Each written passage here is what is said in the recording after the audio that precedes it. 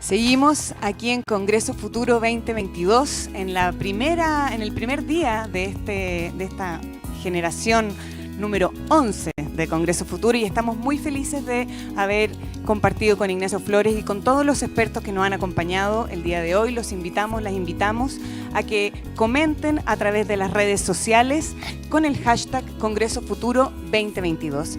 Y ahora los invitamos especialmente a compartir sus reflexiones, sus inquietudes, porque vamos a compartir un panel de discusión para destacar lo peligrosa que puede llegar a ser la desinformación y las verdades no verificables en nombre de la libertad de expresión.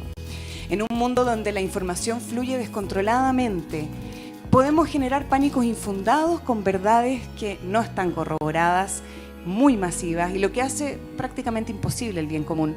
Entonces la pregunta es, ¿cuál es nuestra responsabilidad en la transmisión de la información? ¿Cómo puedo yo saber si tengo un sesgo en la información que manejo? Como invitados tenemos a dos muy interesantes expertos que nos acompañan aquí en vivo y en directo en el estudio de Congreso Futuro, a don Francisco de Lara y Fernando Paulsen. Francisco es filósofo, académico español, y sus áreas de investigación se centran en la filosofía contemporánea, en la filosofía de la tecnología y en la filosofía moderna. Francisco es fundador y director ejecutivo de Pensar en Red, una organización que tiene como objetivo impulsar un pensamiento reflexivo que sea capaz de ofrecer una nueva respuesta innovadora al paradigma digital. Y por otro lado nos acompaña también aquí en el estudio Fernando Paulsen, chileno, amigo, periodista. Él es profesor de la Facultad de Economía y Negocios de la Universidad de Chile y máster en Administración Pública de Harvard. Damos también la bienvenida a Paloma Ávila. Ella es periodista científica, host del Congreso Futuro y moderadora de la siguiente conversión. Bienvenidos, adelante. Muchas gracias, Isidora. Muchas gracias a ambos por estar hoy día con una conversación que sobre todo nos duele, ¿no? Más que sabemos poco cuál es la solución, nos aqueja cotidianamente, le tenemos miedo también, y es por eso que hoy queremos hablar de posverdad. Para partir, y para quienes no necesariamente tienen la distinción, sería interesante abordar el concepto de posverdad desde sus distintas aproximaciones. Y quisiera partir contigo, Francisco. Muchas gracias, Paloma. Mira, quisiera recordar dos hitos. Para empezar, la palabra posverdad surge como término en 2010 en un contexto muy específico, concretamente dirigida a aquellos políticos que, a pesar de toda la evidencia científica, seguían negando el cambio climático. 2010, hace relativamente poco. ¿Por qué? Bueno, porque esa verdad, como ya dijo en ese momento, era incómoda y se prefería una verdad cómoda y muchas veces también con intereses detrás que atender a las evidencias que pudiera dar la comunidad científica al respecto. Segundo hito, 2016, el diccionario de Oxford decide que la palabra de ese año es posverdad. Sabemos que ese año coincide con las elecciones de Trump, con la, victoria electoral de Donald Trump por un lado, y por otro lado con la consumación del Brexit. Es decir, la palabra se vuelve importante en un contexto donde un cierto uso, sobre todo de medios digitales y de redes sociales con fines políticos, llevan a una naturalización, vamos a decirlo así, del bulo, de la mentira, de la tergiversación a la hora de hacer política. ¿Y cómo se define? Se define como la circunstancia en la cual los hechos objetivos importan mucho menos a la hora de definir y de llegar a juicios sobre los asuntos que nuestras emociones y nuestras preferencias personales o nuestros prejuicios previos. Voy a reparar en algunas de las cosas que dijiste porque si bien en 2010 surge el concepto, todavía tenemos muchos políticos en 2021, 2022 que siguen sin creer en el cambio climático, ¿verdad? O sea, esta debía ser más bien como una pandemia, ¿no? Y desde el punto de vista de cómo ha evolucionado el concepto, me interesa también tu aproximación en tu rol permanente de periodista. ¿Qué es para ti la posverdad? Bueno, hay un montón de situaciones que se ha tratado el fenómeno de la posverdad y que tienen distintas características. Por ejemplo, voy a mencionar quizás algunos libros que pueden ser interesantes también. ahí cerca más o menos del 2010-2011 aparece un libro muy interesante de un ciudadano estadounidense de origen indio que se llama Farhad Manjoo. Y ese libro se llama True Enough, suficientemente cierto. Y básicamente la tesis de él era averiguar cuál es el mínimo necesario de información que tú necesitas para creer lo que te estoy diciendo. Y descubre en una serie de experimentos, una serie de recopilaciones que hace, que la verdad es que se necesita bastante poca información para que tú creas algo si es que tú tienes anteriormente un sesgo que inclina tu cabeza hacia eso. Si es que tú crees que tal persona es pésima o mala, yo te puedo decir de esa persona cosas muy breves, muy pequeñas, pero tú me las vas a creer porque ya está el sesgo trabajando ahí. Y desde ese punto de vista hay una cantidad bien grande de comunicación pública que capitaliza un poco en esa misma lógica. Se te dice lo mínimo necesario. ¿Y por qué no más? Que es una cosa interesante. ¿Por qué no se te dice? Bueno, primero porque si te dicen más en una de esas tienes que probarlo. No lo necesitas. Claro. Y segundo, porque estamos trabajando aquí una emoción particular, que es la emoción de... que es probablemente una de las emociones humanas más importantes de todas, que es las certezas que uno tiene, los miedos que tiene a la incertidumbre. Y entonces cuando a ti te dicen, mira, tal persona te va a afectar a ti con tal y tal cosa, no necesitas muchas cosas más para, si es que tú tienes una certeza muy grande que quieres proteger,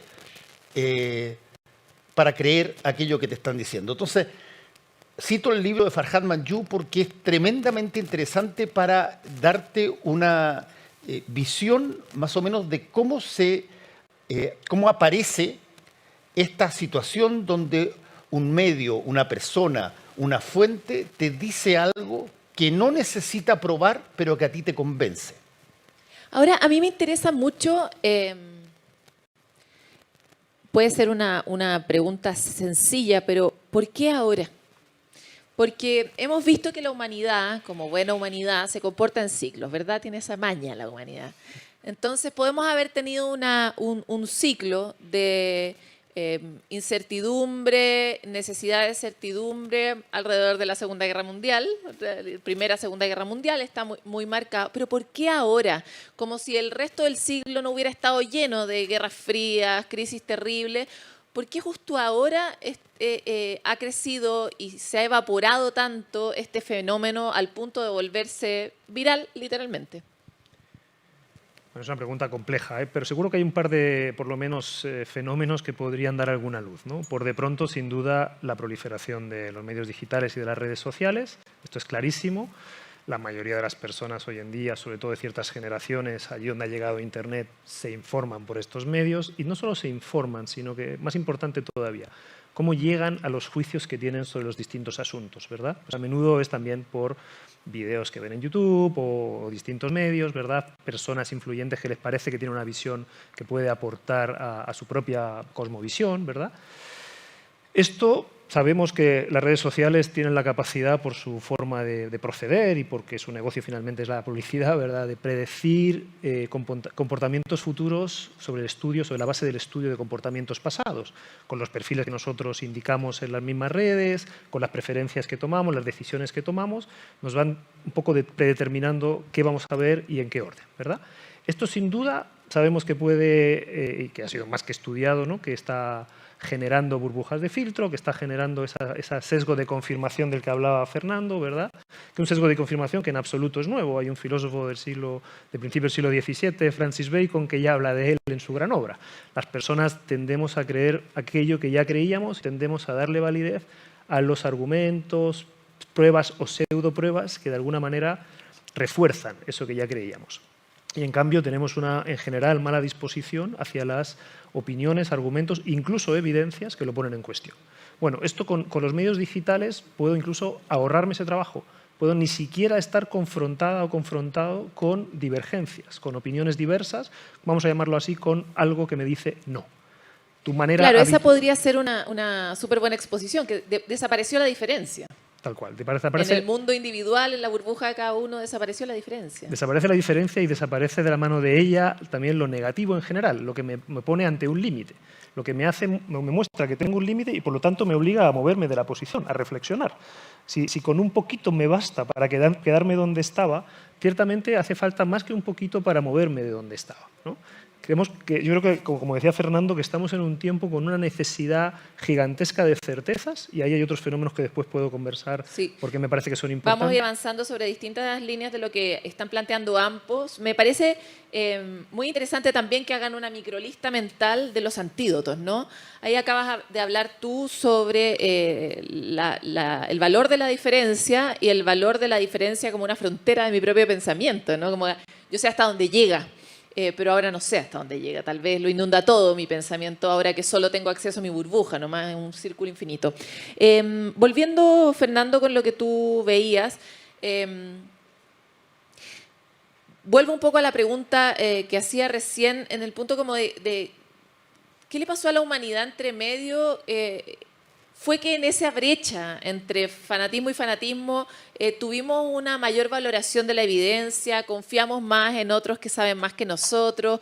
¿Cómo evalúas ese momento que finalmente podríamos ver como un buen momento de la humanidad a la luz de este momento, de cómo reflexionamos en torno a ciertos temas, a la misma política? ¿Cómo has visto tú también en el ejercicio de tu propio trabajo esa evolución? Bueno, yo creo que la palabra es buena, la que tú usas, evolución. Ha habido un cambio de lo que podríamos denominar las fuentes que nos daban las certezas mínimas. Durante muchísimo tiempo fue básicamente el núcleo familiar. Te daba casi el 80-90% de la certeza. Tú le preguntabas a personas muy cercanas que tú les tenías confianza y les creías en un nivel bastante importante. Durante mucho tiempo se creyó en varias partes, y esto se enseñaba en teoría de comunicación en forma estándar, que los medios de comunicación inoculaban conocimiento a la ciudadanía y la ciudadanía los aceptaba en determinados rangos casi automáticamente. Hasta que aparece un señor que se llama Paul Lazarsfeld, que hace un estudio en un condado chiquitito del estado de Ohio, en medio de una elección empieza a investigar quiénes habían influido en los votantes para tomar la determinación de votar por tal o cual, y se dan cuenta que no son los medios, sino que se da cuenta y aparece este concepto nuevo, el del líder de opinión. Alguien a quien tú le tienes confianza de tu barrio o de tu familia y le preguntas, oye, fíjate que el diario dice tal esta cosa y este gallo, y el tipo intermedia eso, te analiza, te interpreta eso y tú le crees más a él que al medio y empieza a surgir una nueva fuente de aproximación a eso. Esto antes de que llegue la información digital y toda la tecnología. Cuando llega la tecnología digital, se altera total y absolutamente el asunto porque hasta el líder de opinión perdió la pega, digamos. Claro, porque de alguna manera pasa un fenómeno bien interesante. Tú ya no necesitas proximidad con quien te da la opinión. La persona puede estar en Hong Kong, puede estar en cualquier parte del mundo, tú lo ves, ni siquiera tienes que preguntarle, te lo citan, te llega de una otra manera, te hace clic, tilín, volvemos un poco a te gatilla, aquellas cosas que tú tenías dormidas, así como si fuera un zombie que tú tienes que despertar cuando se te activa una contraseña, y automáticamente empiezas a creer.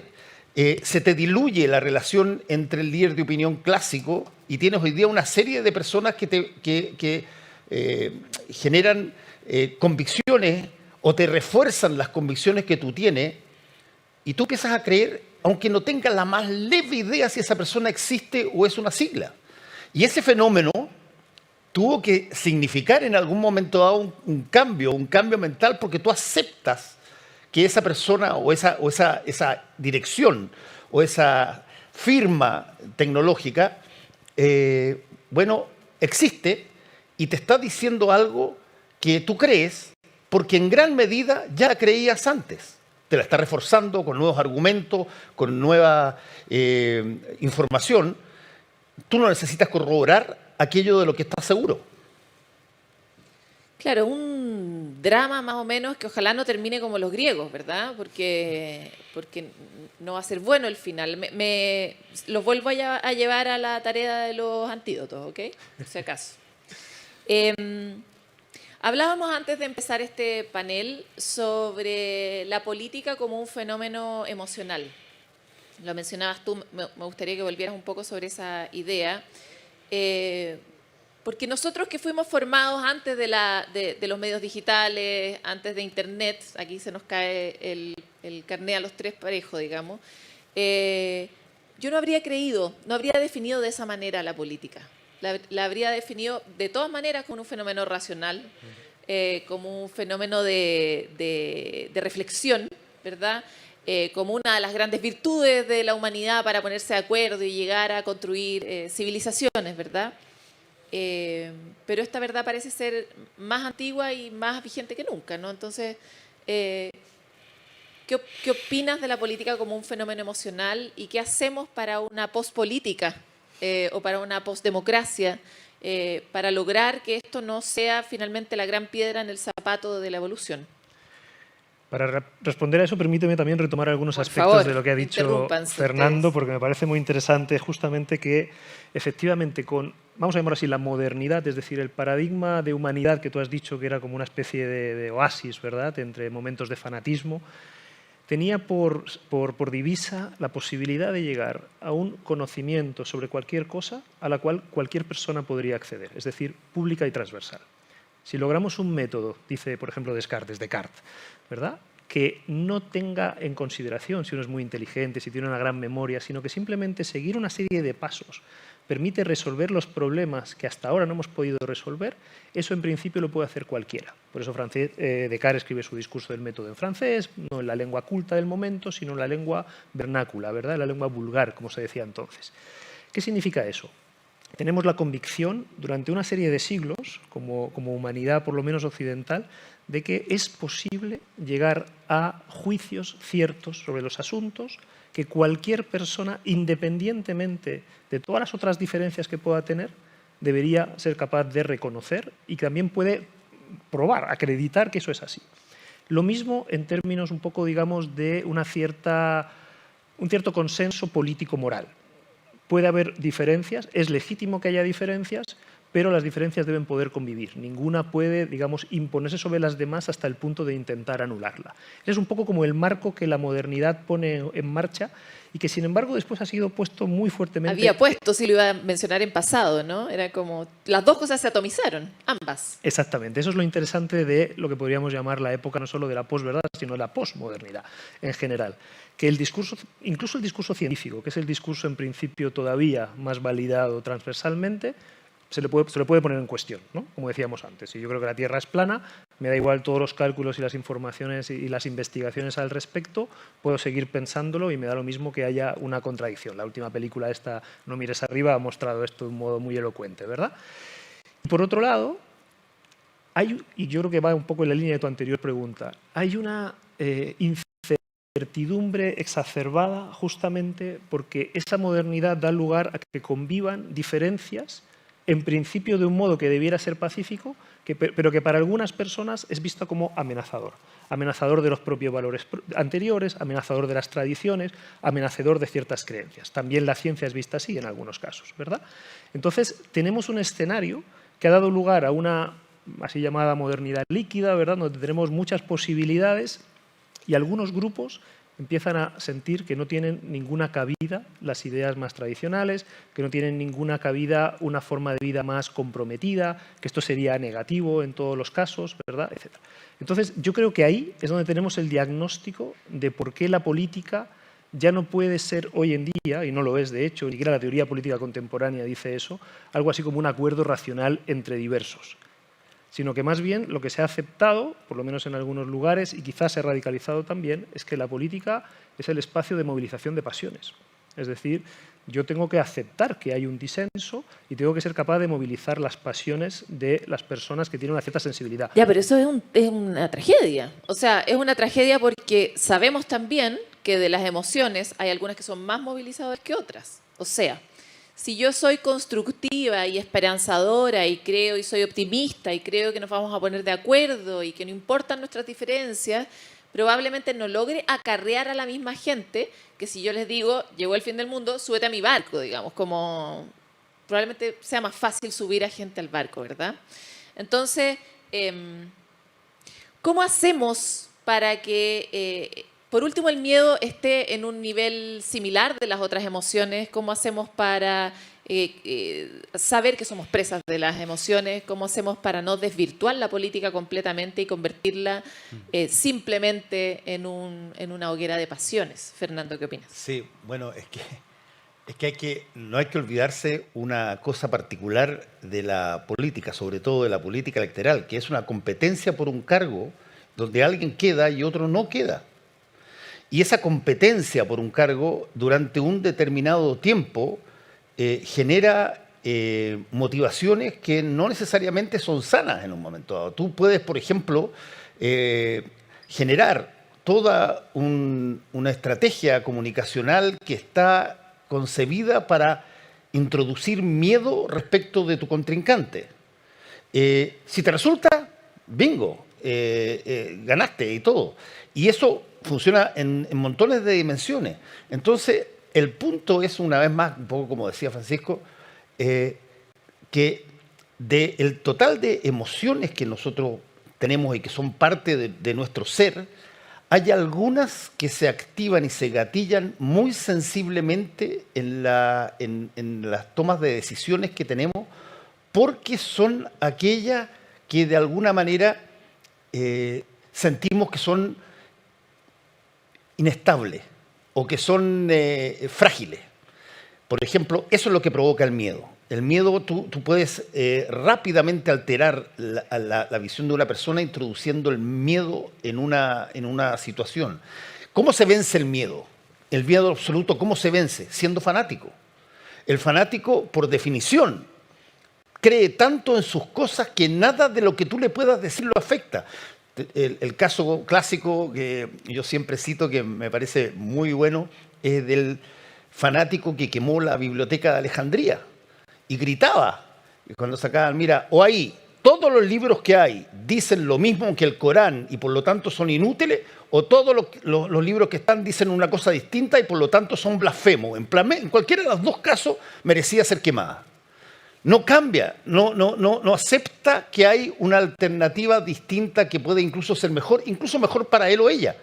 Y desde ese punto de vista, yo creo que el tema que introducen las redes sociales y que introduce sobre todo las conversaciones hoy en día es un tema de qué tanto tú, para acercarte, convivir, aceptar al otro, tienes que ceder un poco en aquellas convicciones que tú estabas absolutamente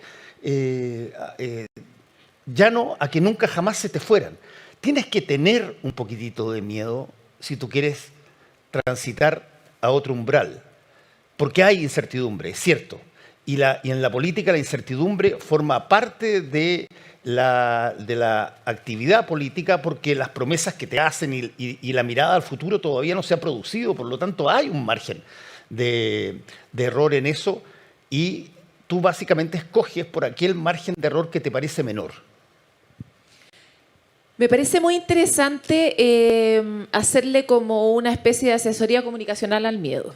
Desde el punto de vista de que hasta ahora, y sobre todo durante los últimos años, que hemos hablado de posverdad, que hemos hablado de burbujas, que hemos hablado de fanatismos, que hemos visto lo que ha pasado en el mundo con este movimiento que es francamente global,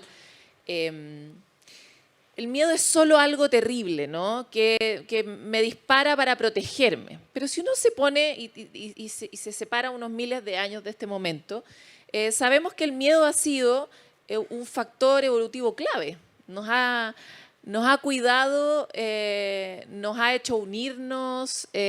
Finalmente, si no hubiéramos tenido miedo, probablemente no estaríamos acá, habríamos terminado en los colmillos de algún ser prehistórico hace mucho tiempo atrás, ¿verdad? Me gustaría identificar de qué forma el miedo que todos sentimos, estemos en un lugar o en el otro del voto, ¿verdad? Puede ser efectivamente una herramienta al servicio de la evolución de nuestra propia sociedad.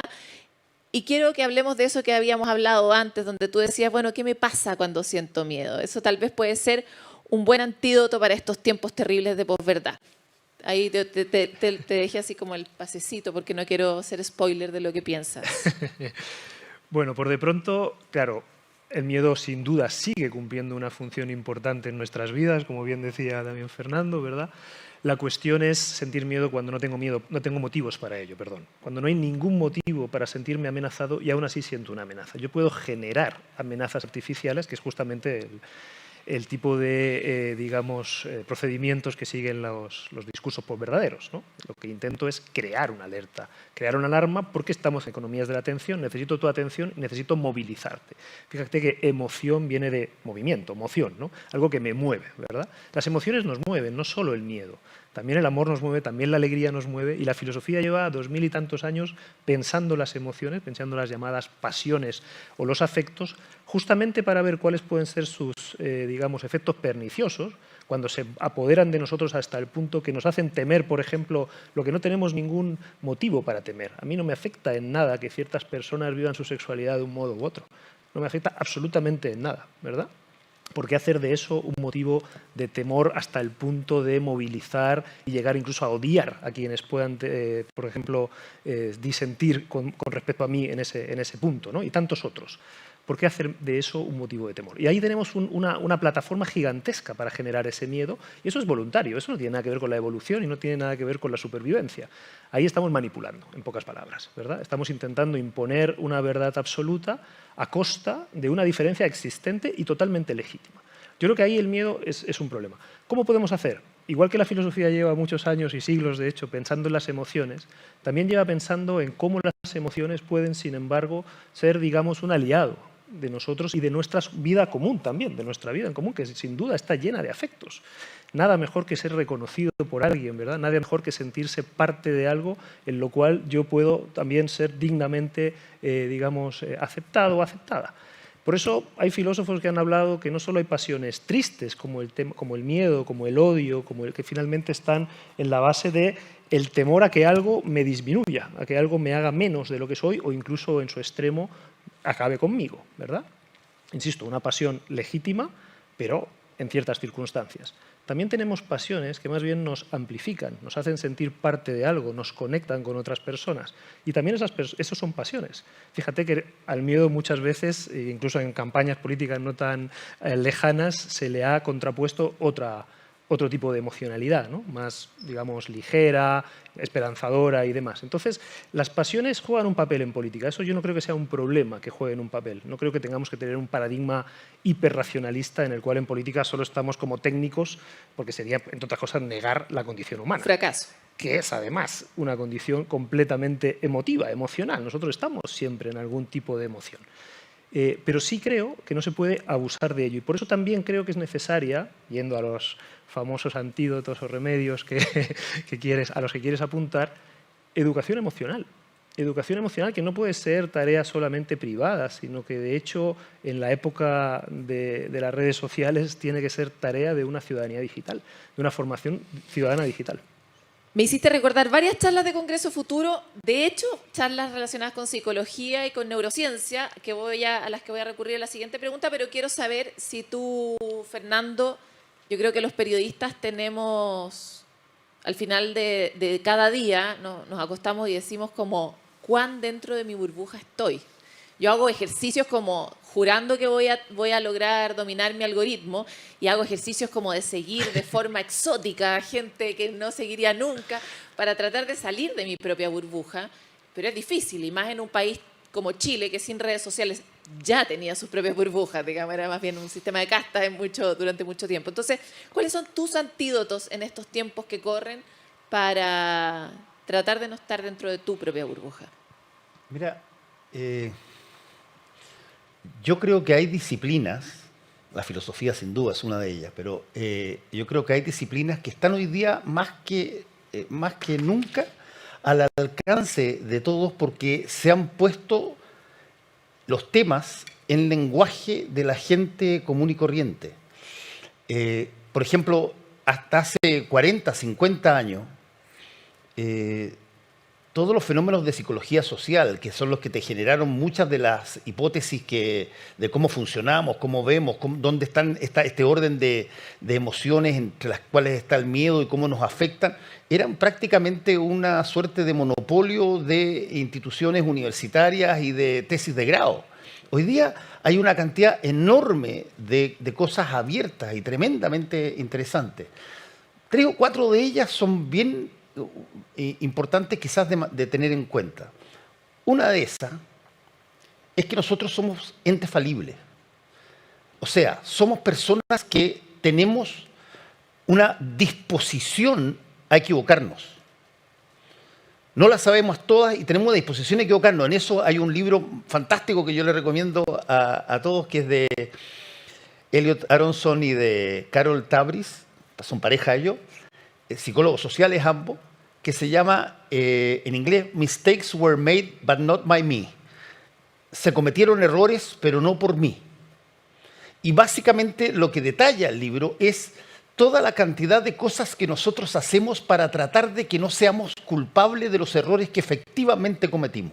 Nos equivocamos en determinadas cosas, tomamos la opción equivocada, estábamos seguros que iba a salir, que iba a pasar esta cosa y convencimos a un montón de gente y chuta, pasó otra cosa distinta. Y después tenemos que vernos con la gente que te pregunta, bueno, ¿y qué pasó? Levantamos a este candidato, lo hicimos, lo impulsamos, lo trabajamos, le dijimos, está todo listo, no hay problema, la encuesta nos dice ok y perdió. Todo ese tipo de cosas requiere en algún momento dado que tú des cuenta de a ver cómo te explica toda esta situación. Para una persona que no acepta el fracaso o que no acepta el error, eso es un trauma feroz, es tremendo. Y desde ese punto de vista, una de las mejores formas de poder, por lo menos, enfrentar muchas de esos miedos y esa incertidumbre es convencerte sanamente de que eres un ser falible, que te puedes equivocar y puedes pedir perdón y que puedes y que no te transforma en una ameba el que tú digas, sabes que yo aquí me equivoqué, me cometí un tremendo error. En periodismo se cometen errores todo el tiempo y a mí me ha tocado montones de veces tener que pedir perdón por los errores que he cometido. Pero tú te sorprenderías lo resistente que es el ser humano a reconocer que ha cometido un error. No me sorprende, porque lo veo todos los días, la verdad. Y de hecho lo que me sorprende es que tú estés diciendo esto y con ese nivel de pasión, porque nosotros pertenecemos a una sociedad que valora mucho la certeza frente a la incerteza, ser claro, ser duro, hablar firme. Todo ese tipo de cosas como que claro, que ahora vienen en franca bajada, pero tú estás muy renovado, Fernando, déjame decirte. O sea, todo esto, tu oferta personal está muy por sobre el estándar. Es que me conoces poco, Paloma. No, yo afortunadamente... En realidad no me equivoco afortunadamente, nunca. Mira, afortunadamente comencé a cometer errores bien temprano, así que me di cuenta rápido de eso. Es a palos que aprendiste que era más conveniente, era un shortcut, pedir perdón. Ya que te fuiste en esa, voy a ir exactamente a donde nos había llevado Francisco antes, que tiene que ver con la educación emocional. Me hiciste recordar una charla de, en este caso, un psicólogo que es bestseller global, Daniel Goleman, que dio a mediados de año de 2021. Dijo varias cosas, varias me parecen relevantes, al menos buenos tips para este tiempo. Una de ellas dijo... uno tiene el deber moral de hacerse cargo de uno mismo, ¿no? De conocerse, en este caso, de poder identificar cuando estoy asustado, cuando estoy contento. Sobre todo si soy jefe, tengo el doble deber, porque el impacto de tu ceguera es cuántico, digamos. O sea, cuando tú lideras un grupo de 50 personas y tú mismo eres incapaz de reconocer tus errores, de educarte emocionalmente, de lo que sea, de identificar tus brechas, ¿verdad? El daño que genera en el grupo es muy grande. Y por otro lado planteaba esta idea del cerebro social, que para muchos tal vez es algo nuevo, pero también es algo de lo que se ha hablado mucho, que es esta idea de dónde se ubica el miedo en el cerebro y dónde se ubican las emociones más evolutivas, la esperanza, la coconstrucción. Se dice que el miedo, de hecho, está estudiado que está mucho más ligado al cerebro reptil, ¿verdad? Un cerebro más primitivo que tenemos acá y que nos sentimos amenazados, ¿verdad? Está justo cerca de la nuca, que es donde uno percibe el riesgo. O sea, si alguien se te acerca a la nuca, puede que no te vaya bien, digamos. Y que por otro lado, las emociones más elevadas están en la corteza prefrontal, que es donde uno, cuando ama, se encuentra en la corteza prefrontal. Cuando logra vibrar en un mismo proyecto colectivo, se encuentra ahí. Cuando es capaz de empatizar con otros, se encuentra ahí. Entonces, dicho esto, ¿qué y cómo debería uno educarse en las emociones o educar públicamente o globalmente las emociones para mantenerse a flote en esta compleja sociedad? Bueno, algunos aspectos los ha dicho ya Fernando, ¿no? Es decir, si tenemos una sociedad en la cual parece que necesitamos certezas a toda costa, pero estamos muy poco dispuestos a hacer algo por obtenerlas, porque claro, las certezas implican desplazamiento. Si yo quiero tener certezas, probablemente deba matar a un par de cosas que amo mucho, pero que a lo mejor eran absolutamente irracionales, heredadas, vienen de la familia, como decíamos, y tienen su validez, pero quizá al final ya no son válidas para el tiempo que estamos viviendo, etcétera, etcétera, ¿no? Tengo que tener una valentía. Y yo creo que la valentía, que por cierto era para los griegos ya la virtud básica, si tú, por supuesto, la virtud de la sabiduría, de la justicia, de la prudencia, son virtudes superiores, pero todas ellas presuponen la andreia, la valentía, ¿sí? Y eso lo digo en griego porque Andreia lamentablemente viene de andros, que es varón, y por lo tanto estaba como asociado desde muy pronto, y quiero conectar con algo que has dicho antes, con algo así como con el carácter varonil. Hay que, evidentemente, desplazarlo de ahí, ¿no? Y también desplazar esa idea de masculinidad, digamos, que está asociada a que claramente no era tampoco la de los griegos. La andreia es la capacidad, efectivamente, de poner en cuestión incluso lo que tenías más evidente y que te parecía más valioso y más cierto de todo. Es ese tipo de valentía, ¿de acuerdo? Y esa valentía, desde luego, es completamente transversal.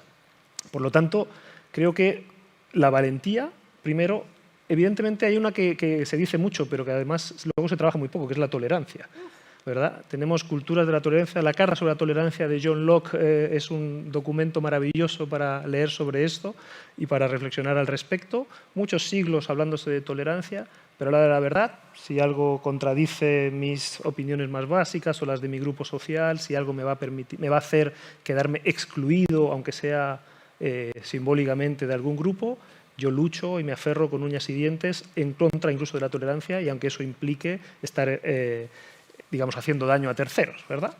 Entonces, tolerancia, valentía, una cierta capacidad también para, por supuesto, la empatía.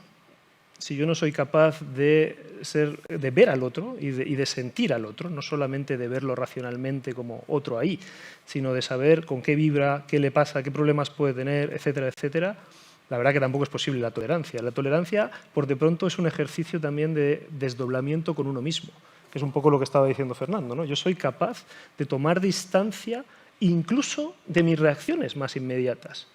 Si yo siempre le doy validez a mis reacciones más inmediatas y creo que eso es muy, no sé, natural o algo por el estilo, la verdad que puedo estar cometiendo atrocidades creyendo que soy espontáneo, ¿sí? Yo no soy más espontáneo ni más fresco, ni más, digamos, sin filtro por tratar mal a otros. O sea, ¿en qué momentos la mala educación se ha convertido en una virtud, verdad?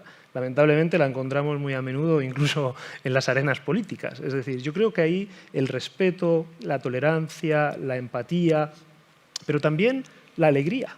Al final hay mucha seriedad en todas esas posturas que están como rigidizadas, como si todo estuviera absolutamente en riesgo y todo fuera un peligro. Está bien, estamos en un panel de riesgos existenciales. Yo creo que el mayor riesgo es caer en esa amargura de creer que todo nos está amenazando. Falta de humor. Mayor riesgo existencial. Exactamente. Porque a menudo el humor, simplemente, y no digo el humor en el sentido de la risa, que también, sino las disposiciones emocionales hacen toda la diferencia. Una misma situación que en un momento ves como compleja, imposible, incapaz de salir de ahí, la miras desde este lugar, desde esta otra tonalidad afectiva, y te parece que en realidad no es ni siquiera un problema, ¿no? Entonces, ese tipo de educación, que es mucho más sutil, si tú quieres, y que, insisto, no es nueva. La filosofía lleva siglos dedicándose a intentar llevarla a cabo, me parece que es completamente necesaria. Y sobre todo, tú has dicho algo que quiero recalcar antes de terminar.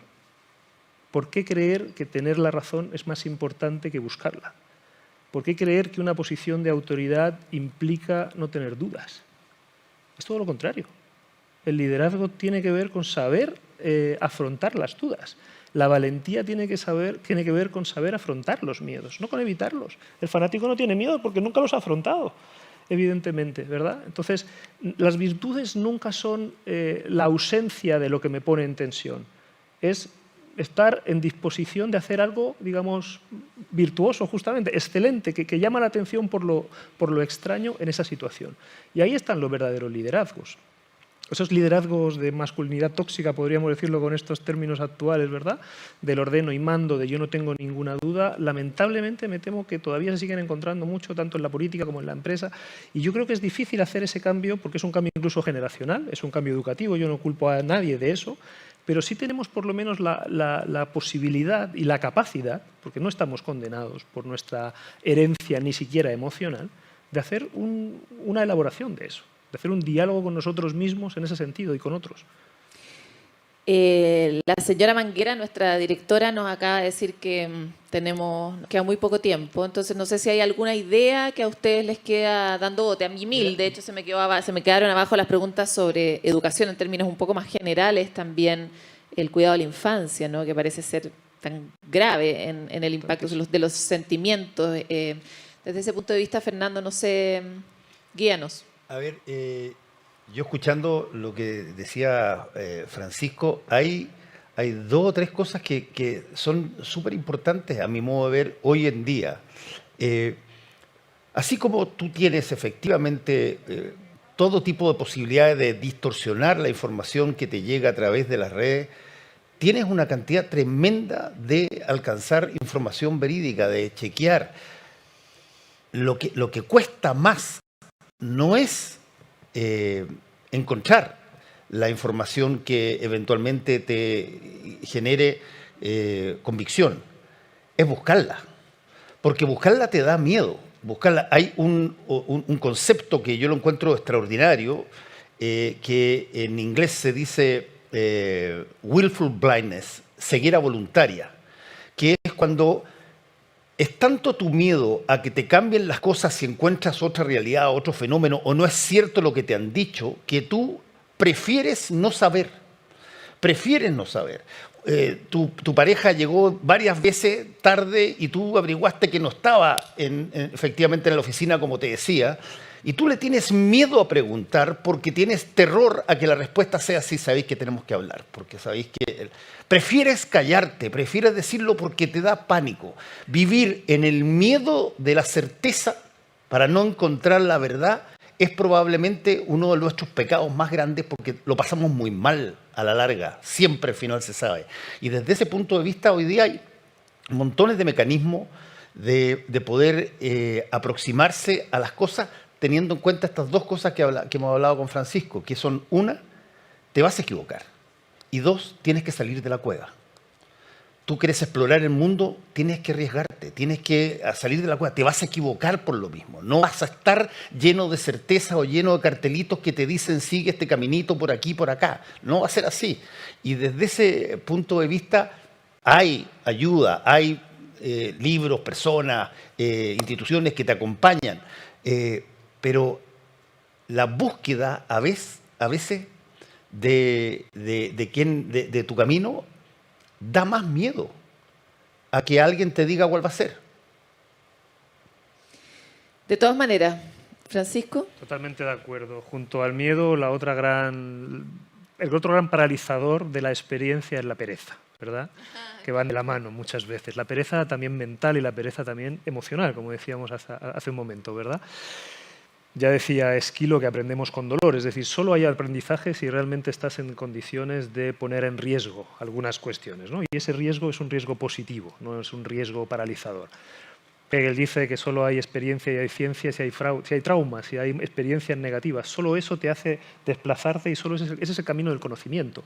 Por favor, no es un alegato del masoquismo ni mucho menos, ¿eh? Hay dolores innecesarios.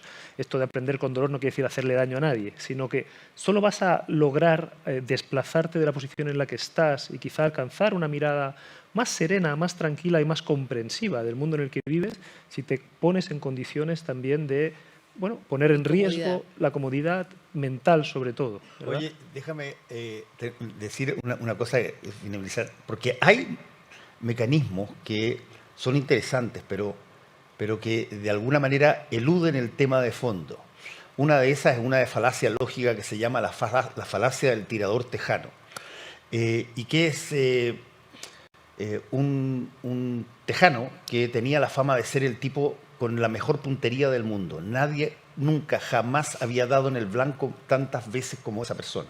Era increíble. Y un periodista va a reportearlo porque le han hablado tanto de este tirador tejano tan famoso, que va y entra a su rancho, y su rancho tenía una serie de edificios así, de establos y cosas, y en todas las paredes había un blanco, una diana, varias dianas, y justo en el medio del blanco siempre había un hoyo perfecto. Y este gallo le pregunta al tirador tejano y le dice, ¿usted ha fallado alguna vez? Nunca, dice. Nunca, jamás en mi vida he fallado. Pero cuando chico, cuando practicaba, nunca fallé. Sí, no he fallado nunca. Oye, ¿y usted no tiene miedo a fallar? No, dice, yo no tengo miedo a fallar porque mi estrategia de tiro es absolutamente impecable, no falla jamás. Sí, le dice, ¿y en qué consiste la estrategia de tiro? Bueno, yo disparo primero y hago el blanco, dibujo el blanco después alrededor.